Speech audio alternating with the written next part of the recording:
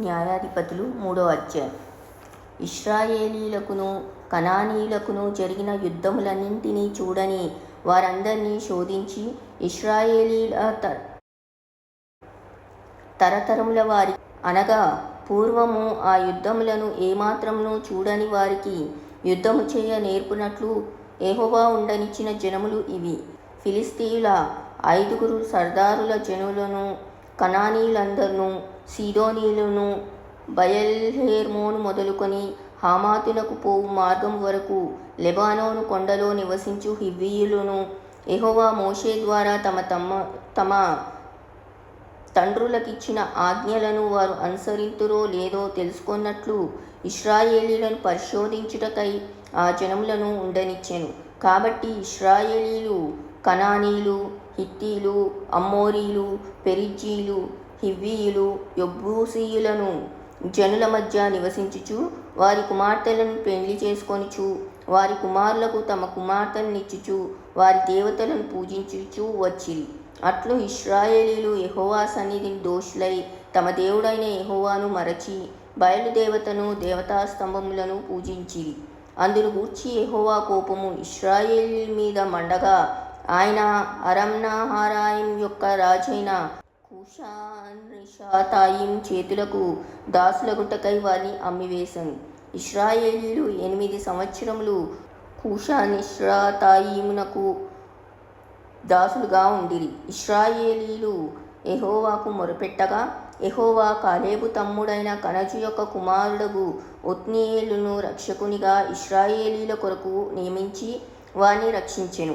యెహోవా ఆత్మ అతని మీదికి వచ్చెను గనుక అతడు ఇశ్రాయేలీయులకు న్యాయాధిపతి అయి యుద్ధమునకు బయలుదేరగా యెహోవా అరామ్నహరాయిము రాజైన కూషాన్రిషాతాయిమును అతని చేతికి అప్పగించెను. అతడు కూషాన్రిషాతాయిమును జయించెను. అప్పుడు 40 సంవత్సరములు దేశము నెమ్మది పొందెను. అటు తరువాత కనజు కుమారుడగు ఒత్నీయేలు మృతి పొందెను. ఇశ్రాయేలీయులు మరలా యెహోవా దృష్టికి దోషులైరి గనుక వారు యెహోవా దృష్టికి దోషులైనందున యెహోవా ఇశ్రాయేలీయులతో యుద్ధం చేయుటకు మోయాబు రాజైన ఎగ్లోనును బలపర్చెను. అతడు అమ్మోనీయులను అమాలేకీయులను సమకూర్చుకొని పోయి ఇశ్రాయేలీయులను ఓడగొట్టి ఖర్జూర చెట్ల పట్టణమును స్వాధీనపరచుకొనెను. ఇశ్రాయేలీయులు 18 సంవత్సరములు మోయాబు రాజునకు దాసులైరి. ఇశ్రాయేలీయులు యెహోవాకు మొరపెట్టగా బెన్యామీనీయుడైన గేరా కుమారుడగు ఏహూదును రక్షకునిగా వారి కొరకు యెహోవా నియమించెను. అతడు ఎడమ చేతి పనివాడు. అతని చేతను ఇశ్రాయేలీయులు మోయాబు రాజైన ఎగ్లోనుకు కప్పము పంపగా ఏహూదు మూరెడు పొడవుగల 2 అంచుల కత్తిని చేయించుకొని తన వస్త్రంలో తన కుడి తొడ మీద దాన్ని కట్టుకొని ఆ కప్పము మోయాబు రాజైన ఎగ్లోనుకు తెచ్చెను. ఆ ఎగ్లోను బహుస్థూలకాయుడు.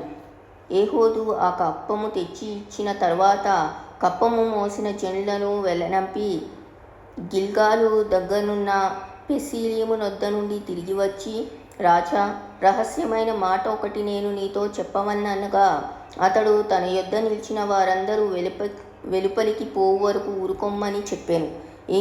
ఏహూదు అతని దగ్గరకు వచ్చినప్పుడు అతడు ఒక్కడే చల్లని మేడగదిలో కూర్చుండి ఉండెను. ఏహూదు, నీతో నేను చెప్పవలసిన దేవుని మాట ఒకటి ఉన్నదని చెప్పగా అతడు తన పీఠం మీద నుండి లేచెను. అప్పుడు ఏహూదు తన ఎడమ చేతిని చాపి తన కుడి తొడ మీద నుండి ఆ కత్తిని తీసి కడుపు మీద అతని పొడిచెను.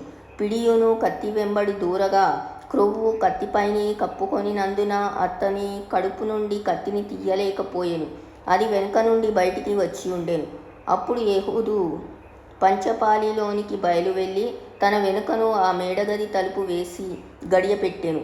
అతడు బయలువెళ్ళిన తర్వాత ఆ రాజు దాసులు లోపలికి వచ్చి చూడగా ఆ మేడగది తలుపులు గడియలు వేసి ఉండెను గనుక వారు అతడు చల్లని గదిలో శంఖానివర్తికి పోయి ఉన్నాడనుకొని తాము సిగ్గువింతలు పడు వరకు కనిపెట్టినను అతడు ఆ గది తలుపులను తీయకపోగా వారు తాళపు చెవిని తెచ్చి తలుపులు తీసి చూచినప్పుడు వారి యజమానుడు చనిపోయి నేలను పడి ఉండెను. వారు తడవు చేయుచుండగా ఏహూదు తప్పించుకొని పెసీలీమును దాటి శేయీరాకు పారిపోయెను. అతడు వచ్చి ఎఫ్రాయిమీయుల కొండలో బూరను ఊదగా ఇశ్రాయేలీయులు మన్య ప్రదేశం నుండి దిగి అతని యొద్దకు వచ్చి అతడు వారికి ముందుగా సాగి వారితో, నా వెంబడి త్వరగా రండి, మీ శత్రువులైన మోయాబీయులను యెహోవా మీ చేతికి అప్పగించుచున్నాడనెను. కాబట్టి వారు అతని వెంబడిని దిగివచ్చి మోయాబునెదుటి యోర్దాను రేవులను పట్టుకొని ఎవనినీ దాటనీయలేదు. ఆ కాలంన వారు మోయాబీయులలో బలముగల శూరులైన పరాక్రమశాలులను 10,000 మందిని చంపిరి, ఒక్కడునూ తప్పించుకొనలేదు. ఆ దినమున మోయాబీయులు ఇశ్రాయేలీయుల చేతి క్రింద అణపబడగా దేశము 80 సంవత్సరములు నిమ్మలముగా ఉండెను. అతని తరువాత అనాతు కుమారుడైన షమ్మర్గు న్యాయాధిపతిగా ఉండెను. అతడు ఫిలిష్తీయులలో 600 మందిని మునుకోల కర్రతో హతము చేసెను. అతడును ఇశ్రాయేలీయులను రక్షించెను.